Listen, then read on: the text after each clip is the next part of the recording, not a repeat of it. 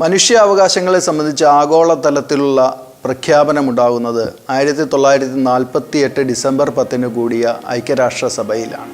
ഓരോ മനുഷ്യനും സ്വതന്ത്രനായി ജനിക്കുന്നു. അവന് അന്തസ്സും അഭിമാനത്തോടും കൂടിയ ജീവിതത്തിനുള്ള അവകാശമുണ്ടെന്നും പരസ്പരം സഹവർത്തിത്വത്തോടും സാഹോദര്യത്തോടും കൂടി ജീവിക്കണമെന്നുമാണ് ആ പ്രഖ്യാപനം ആഹ്വാനം ചെയ്യുന്നത്. ഇന്ത്യൻ ഭരണഘടനയെ സംബന്ധിച്ചിടത്തോളം വിഭാവനം ചെയ്യുന്ന മനുഷ്യാവകാശം എന്ന് പറയുന്നത് മതം, വർഗം, വർണ്ണം, ജാതി, രാഷ്ട്രീയ പശ്ചാത്തലം, സാമൂഹിക പശ്ചാത്തലം ഇവയിലൊന്നുമുള്ള യാതൊരുവിധ വിവേചനവും കൂടാതെയുള്ള ജീവിക്കാനുള്ള അവകാശമാണ്. അത്തരത്തിലുള്ള പൗരാവകാശങ്ങൾ ലംഘിക്കപ്പെടുന്ന ഏതൊരു പൗരനെ സംബന്ധിച്ചിടത്തോളവും അവന് കോടതിയെ സമീപിക്കാനുള്ള അവകാശമുണ്ട്. ലവ് കോട്ടയം സമ്പൂർണ്ണ നിയമസാക്ഷരതാ പദ്ധതി.